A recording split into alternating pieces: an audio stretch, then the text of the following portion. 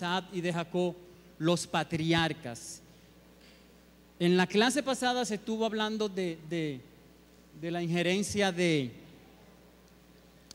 Sara, de Rebeca, con la bendición que le tocaba a Jacob, y ella quiso ayudar al Señor. Y hoy vamos a estar viendo entonces ya con más detalle lo que provoca el hecho de querer tomar atajo sobre lo que el Señor nos ha prometido. Una de las cosas que tiene el ser humano es que el ser humano por naturaleza se desespera. Y normalmente cuando Dios promete algo, es como que tenemos esa necesidad de ver el cumplimiento de eso que Dios ha prometido, y no necesariamente de cruzar el proceso de preparación para recibir lo que Dios nos ha prometido. Yo no sé si usted entiende eso. A veces Dios dice, te voy a dar aquello, pero hay que tener el camino de lo que Dios nos da. Normalmente no es un camino recto, de que tú vas derechito a lo que Dios te dio, sino que a veces hay que hacer ciertos zigzag, y en ese proceso de caminar hacia lo que Dios nos ha prometido, hay un proceso de transformación y preparación para estar listo a recibir lo que el Señor nos ha prometido. Por ejemplo, cuando Dios llamó a Pablo camino a Damasco, le dijo, levántate, dura cosa te dar cosas contra el aguijón, yo voy a hacer de ti la persona que ha de llevar el evangelio a los gentiles. Dios le dijo eso al apóstol Pablo. De hecho, el mismo Jesús fue que se lo dijo, no mandó a nadie, él mismo se le apareció, el mismo Cristo, y le dijo, ven que te levanto como el apóstol para los gentiles. Mas sin embargo, Pablo tuvo que esperar 14 años para recibir la bendición que Dios le había prometido. ¿Por qué? Porque Dios sabía que al tercero, al quinto, al sexto, al octavo año, Pablo no estaría preparado para cumplir con el propósito que Dios le había encomendado. Lo mismo pasó si sabemos de Moisés, esperó 40 años, y cuando usted analiza a todo el que Dios llamó, requería de cierto tiempo para que su carácter fuera preparado para poder cumplir con el propósito de Dios. Lo mismo pasaba con Jacob. Nosotros somos acelerados, Jaime. Dios nos da una cosa y creemos que mañana es el cumplimiento de lo que Dios nos ha dado. Y hay que esperar el tiempo de Dios para que el asunto sea como Dios lo estableció. Y yo quiero decirle algo. Lo que Dios prometió para nosotros, nadie ni nada puede impedir el cumplimiento de esa promesa. Ahora, lo difícil o fácil de llegar a ese camino depende de lo obediente que nosotros seamos. Hay circunstancias que nosotros la provocamos en el momento por salirnos de la voluntad de Dios, y obviamente esas situaciones provocan ciertas circunstancias que tienen ciertas consecuencias. No necesariamente que vienen de Dios, ni siquiera del enemigo, sino que son provocadas propiamente por nuestra desobediencia y desesperación. Por eso, hermanos, el cristiano tiene que ser obediente y paciente. Oigan, obediente y paciente. Lo que Dios te prometió, nada ni nadie ha de cambiar ese propósito de Dios en ti. Así que camina el camino que Dios estableció, no te desesperes, aun cuando vea que todo está muy oscuro y que parece que no va a llegar, no te desesperes. Si Él dijo que va, eso va. Entonces, en ese proceso Dios había dicho, Jacob, el pequeño va a ser el mayor de todo y el mayor va a servir al menor. Y había una promesa, mas sin embargo Rebeca entendía que había que acelerar el proceso para que Jacob recibiese lo que Dios había prometido. Y ese aceleramiento la llevó a un engaño, a doble engaño. El capítulo 27 de Génesis, los últimos versículos, dicen que Rebeca planificó nueva vez. De hecho, el capítulo 27, los primeros versículos establecen que Rebeca hizo un plan para engañar a Isaac. Ustedes lo saben, lo vimos en la clase pasada. En esta clase entonces vamos a ver la consecuencia de ese engaño. Así que, hermano, no tome atajo. Esa era la introducción de la clase. No tome atajo para lo que Dios se le ha prometido, porque los atajos para conseguir el propósito de Dios traen dolor, traen dificultad, traen angustia y traen problemas. En el Señor no se toma atajo.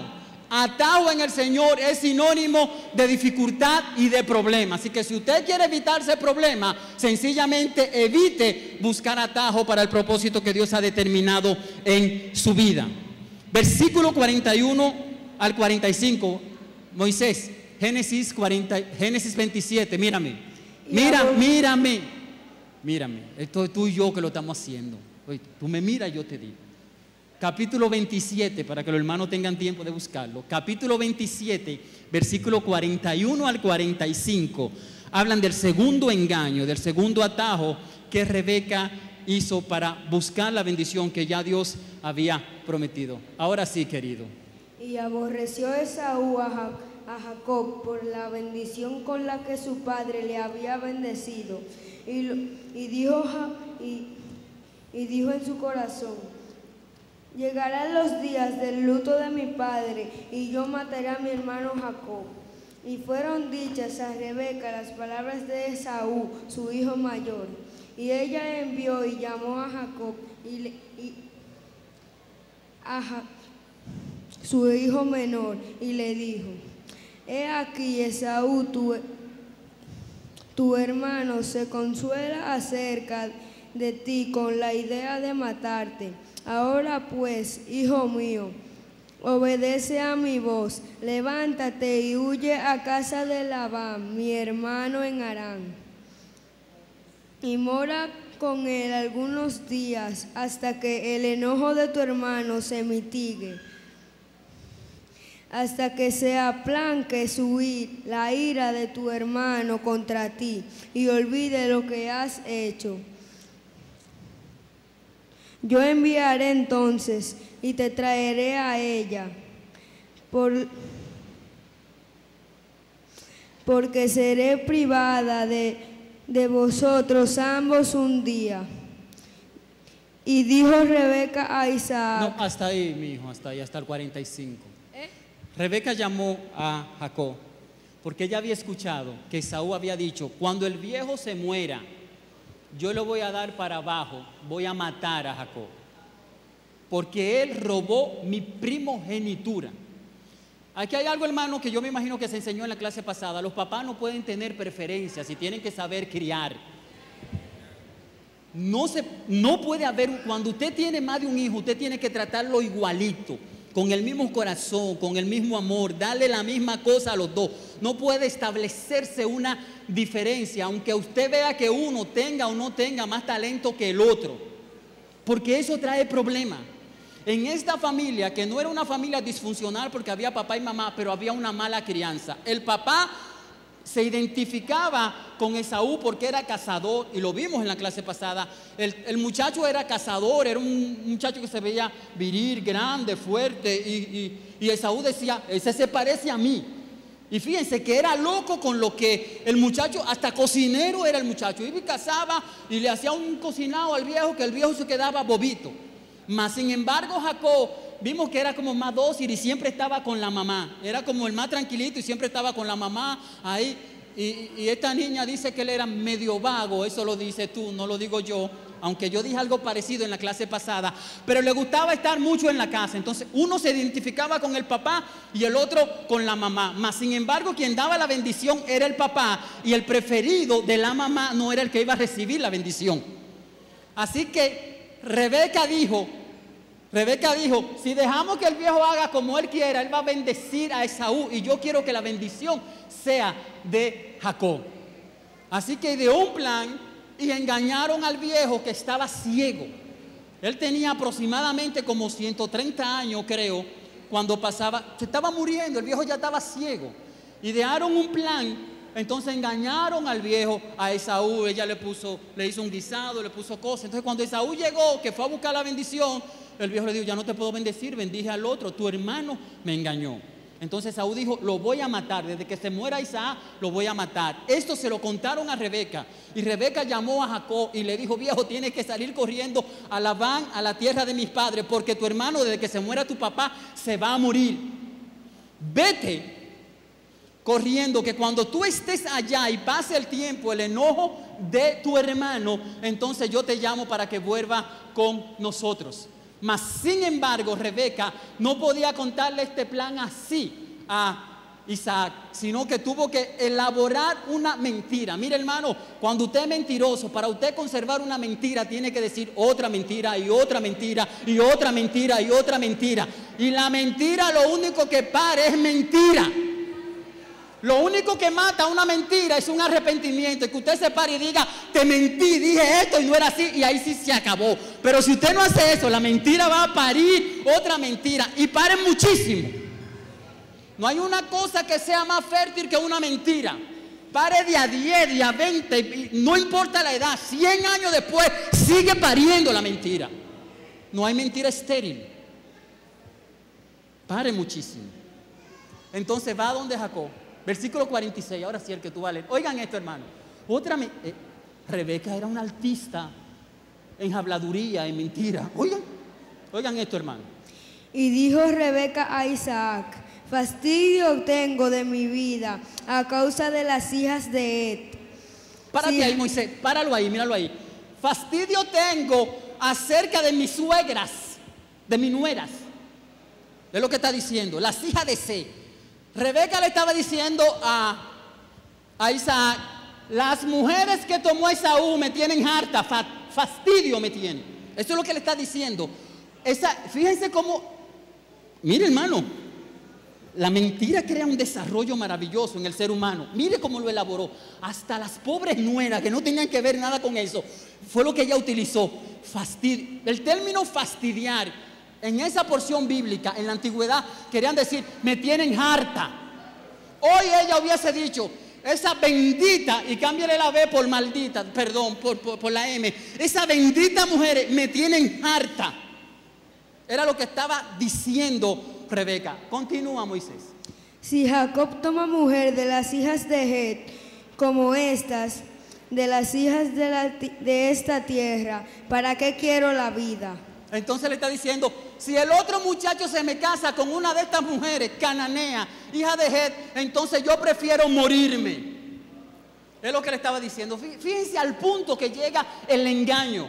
Al punto que Rebeca le está diciendo a Isaac, si Jacob, el que está soltero, se casa con una cananea, entonces yo prefiero morirme. Así que te pido por favor que permita que él se vaya a Labán, donde mi familia, y consiga una esposa que sea buena. Aquí hay dos enseñanzas. Hasta de la mentira podemos sacar algo bueno. Los creyentes no nos podemos mezclar o no nos podemos casar con alguien que no sea creyente, porque se convierte en yugo desigual. Hay una verdad entretejida en esa mentira de Jacob. Los cristianos somos los israelitas, no nos podemos casar con las cananeas. Las cristianas no se pueden casar con los cananeos. No crea eso, que usted lo convierte. La oscuridad a veces es tan fuerte que da dificultad convertirlo y termina usted fuera. Órele a Dios, busquen al Señor y espere que Dios le dé un israelita o una israelita y no un cananeo. Hay una verdad ahí clara aún en esa mentira. Entonces va Rebeca, ¿dónde? Esto es un comentario, yo tengo que acelerar esto, no me puedo mover tanto, que hay un tema aquí, espérense. Va y le dice todo eso, y Jacob dice, para que se me muera la mujer. Está bien. Llama a Jacob y le dice, ven. Y le da la bendición, ya no como Esaú, le da la bendición como Jacob. Aquí viene el cumplimiento del propósito de Dios. La primera bendición era una bendición enmarcada en una mentira, ¿verdad? Ahora Él va a dar una bendición y sabe que le está dando la bendición, lo que Dios había determinado, a Jacob como Jacob. Si usted lee lo anterior, Él preguntó, tú eres riquísimo. Era Jacob. De hecho, la Biblia dice que él era rico, ¿verdad, pastor? Dice que Isaac era rico. Él era rico. Y prosperaba. Él sembraba una mata de plátano, y la mata de plátano daba 100 racimos de plátano, bíblicamente. La Biblia dice que la siembra de Isaac se multiplicaba por 100. Dice la Biblia, lo vimos en la clase pasada. O sea, él sembraba una mata de guineíto, de lo que usted tiene chiquito, y esa bendita mata producía 100 racimos de guineo. No uno solo, 100. Una vaca paría 100 becerros. O sea, lo que él producía se multiplicaba por 100. Lo que quiere decir que Jacob se crió en una casa donde no había carencia, donde la gente dormía bien, donde había mosquitero y donde había buena túnica para cubrirse del frío. Mas sin embargo, por la consecuencia de la falta y del pecado de él y de su mamá, se ve en el desierto solo, con angustia, y tiene que hacer una cama de piedra. Y a mí me llamó la atención por qué el autor de la porción bíblica dice que tomó una piedra como cabecera. Es lo que está diciendo la Biblia.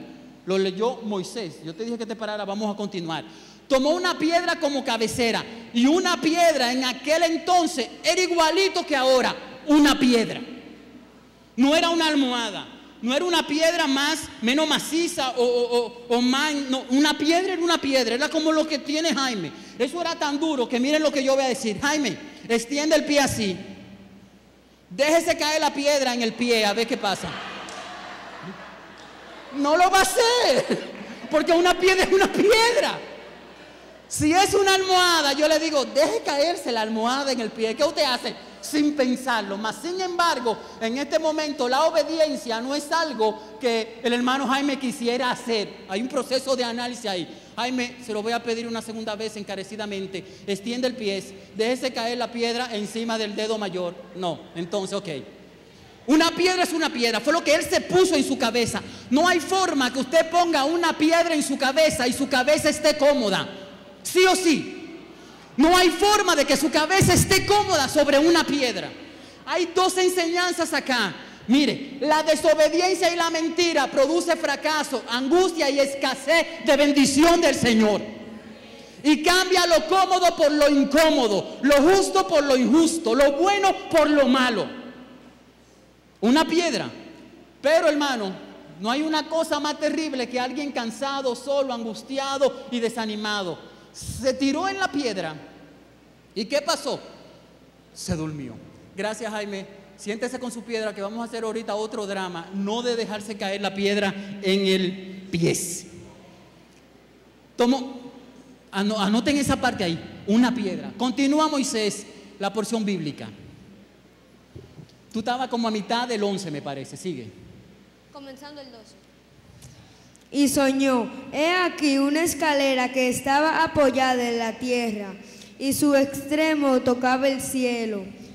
Y he aquí ángeles de Dios que subían y descendían por ella. Y he aquí Jehová estaba en lo alto de ella, el cual dijo, yo soy Jehová, el Dios de Abraham tu padre, y el Dios de Isaac. La tierra en que estás acostado te la daré a ti y a tu descendencia. Será tu descendencia como el polvo de la tierra, y te extenderás al occidente, al oriente, al norte, al sur, y todas las familias de la tierra serán benditas en ti y en tu simiente. He aquí yo estoy contigo y te guardaré por donde quiera que fueres, y volveré a traerte a esta tierra, porque no te dejaré hasta que hayas hecho lo que te he dicho. Amén, mi hijo, amén. Gracias. Tú leíste algunos más, pero está bien. Tenemos que acelerar. Mira, hermano, Jacob había escuchado de Dios, sí o sí. La promesa estaba ahí. Dios había establecido, le enseñarás esto a tus hijos y a los hijos de tus hijos, y ellos se lo enseñarán a los hijos de sus hijos. Jacob había escuchado de Dios sí o sí. Sí o sí, hermano. Pero hay una diferencia, hermano Jaime, en escuchar de Dios y escuchar a Dios. Así lo establece el maestro. Hay una diferencia en escuchar de Dios y escuchar a Dios. Oigan esto, hermano, escuchar de Dios lo vamos a recibir, nos lo van a enseñar nuestros padres, pero escuchar a Dios establece una relación personal entre Dios y nosotros. En el momento de mayor angustia, en el momento de mayor oscuridad, en el momento de mayor dolor, en el momento donde no hay almohada, sino hay una piedra en la cabeza, normalmente son los momentos que Dios utiliza para decirte lo que Él quiere decirte y hacerte entender que mientras más gris es el momento, más temprana, más cerca está la bendición que Él ha prometido. Sí o sí, bíblicamente, miren, Dios le dice: la tierra donde tú estás pisando, yo te la voy a dar. Voy a desglosar la bendición. Tu descendencia será enorme. De hecho, dice como el polvo de lo grande que iba a ser. Se extenderá al occidente, al oriente, al norte y al sur. Es como así, ¿verdad? Así, así, así y así. Te extenderás al occidente, al oriente, al norte y al sur. Será una fuente de bendición. Tú y tus hijos serán una fuente de bendición. No solo tú, sino tú y tus hijos serán una fuente de bendición. Estaré contigo para siempre. Te guardaré para siempre. Fue la promesa que Dios le estaba dando a Jacob en ese momento de angustia. Él vio la escalera, nosotros sabemos, ángeles bajaban, ángeles subían. Era importante que él viera un ángel, porque el ángel simboliza, la palabra ángel lo que significa es mensajero. Entonces, si él veía el ángel, él sabía que el ángel traía un mensaje. Mas sin embargo, la voz que él escuchó no fue la voz del ángel, fue la voz de Dios. Aquí a mí me gusta eso, porque parece ser que hay momentos en nuestras vidas donde Dios no va a mandar un ángel, sino que Él mismo nos va a hablar directamente a nosotros. Circunstancias que requieren que no hable un ángel, sino que Dios hable Él con nosotros. Y parece ser que esa era la circunstancia de la vida de Jacob. Jacob despertó del sueño porque era un sueño, pero él había entendido que Dios estaba con él. Y algo pasa, hermano. Cuando Dios está en el lugar, entonces entra un espíritu de reverencia, pero también entra un espíritu de asombro. Aquel rocoso terreno se convirtió en un santuario. Solo tierra árida, abandono, solo angustia, solo piedra se convierte en un lugar santo y puro, porque Dios había hecho descenso en aquel lugar. Lugar terrible, es lo que dice él en el versículo 17. Él dice: este lugar es un lugar terrible, pero Dios estaba ahí. Mientras más terrible es el lugar, más cerca está Dios. ¿Qué hago? ¿Qué le ofrezco? No tengo nada. Cuando él se dio cuenta que Dios estaba ahí, entonces dijo: ¿qué le puedo ofrecer? ¿Qué tengo para darle a Dios? Aquí viene la enseñanza, hermano, lo más importante de esto. ¿Qué tengo para darle a Dios?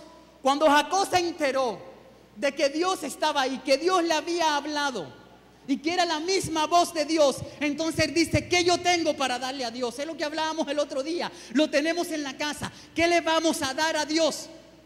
Entonces cuando él empieza y busca, ¿qué encontró Jaime? Encontró una piedra. Coja la piedra ahora. Yo le voy a dar una enseñanza ahora. Moisés, ven ya, tú no vas a leer más, yo lo voy a decir. Trajimos varias piedras. Si alguien quiere alguna piedra, levántele la mano, que Moisés le va a dar una piedra. Dale una piedra al que quiera una de las piedras que tú tengas. Mira, hermano, a Dios no le interesa nada de lo que tú tengas en bienestar.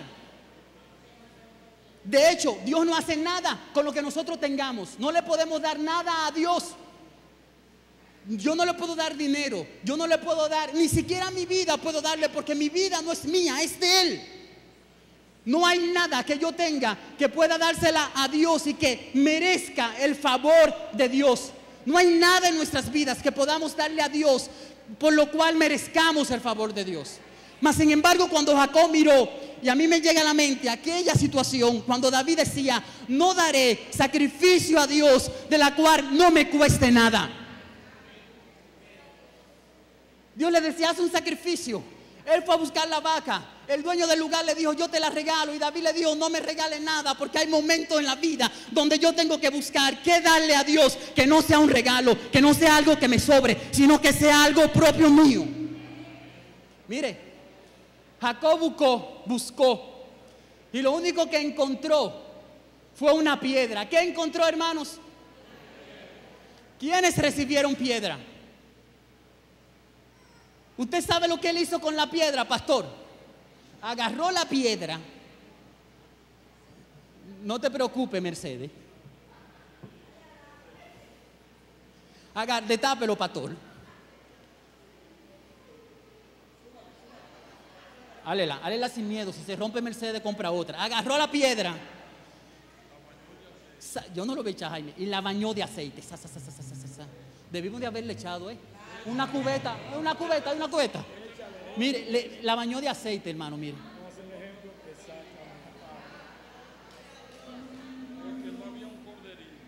Donde hay aridez, donde hay muerte, donde hay angustia, donde no hay esperanza, entonces Dios te dice, en ese momento de tu vida tráelo, échale el aceite del Espíritu Santo y vas a ver de donde hay muerte, va a salir la vida.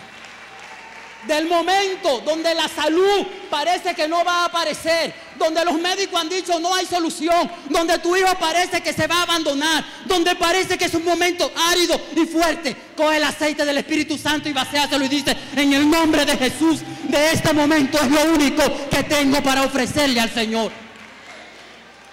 Ay, yo quiero decirte que el momento de angustias que estás viviendo, que la situación de dolor, que donde parece que no hay esperanza, Dios te dice, si es tan fuerte, tan árido, tan dura como una piedra que no se rompe, llévala al altar, ponla en el altar, vacíale el aceite y dile, Jehová, es tan dura que yo no la puedo sostener, pero yo entiendo que la presencia de tu Espíritu Santo la llena, la cambia, la transforma.